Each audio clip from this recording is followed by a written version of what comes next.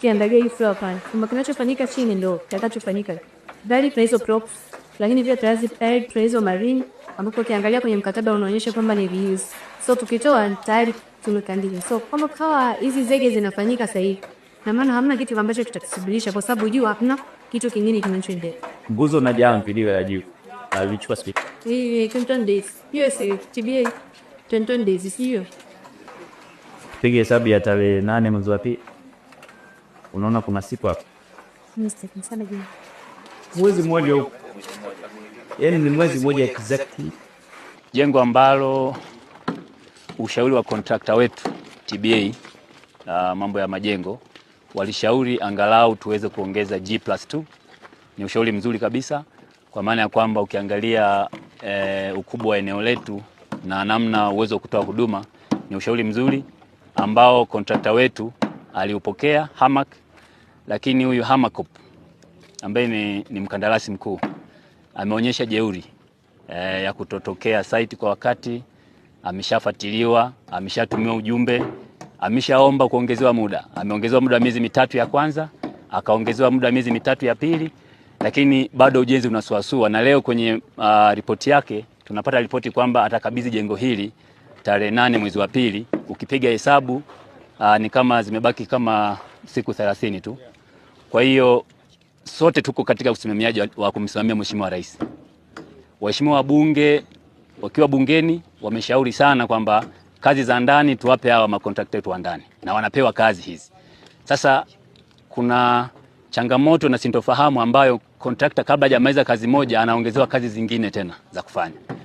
Naomba kutoa maelekezo kwa niaba ya Waziri wa Nchi, Ofisi ya Waziri Mkuu, Tawala za Mikoa, Serikali za Mitaa, Profesa Riziki Shemdoe halizishwi na utendakazi huu.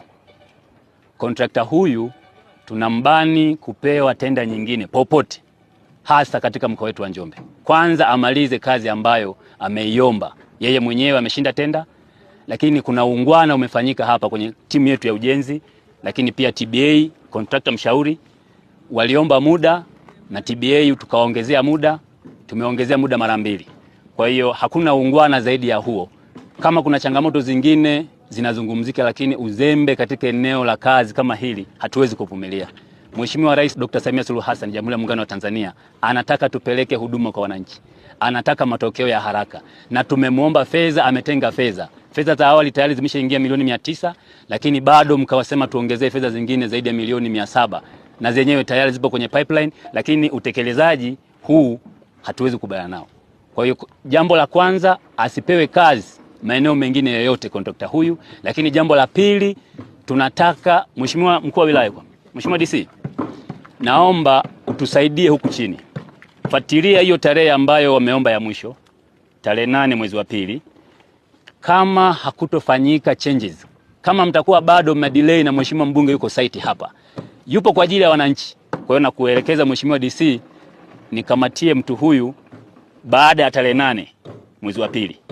Nikamatie mtu huyu tuweze kumhoji na tumchukulie hatua zaidi za kisheria. Asanteni sana ndugu zangu, na Mheshimiwa mbunge, fikisha salamu kwa wananchi wetu wa Njombe. Waambie serikali imeshapeleka fedha kwenye eneo hili.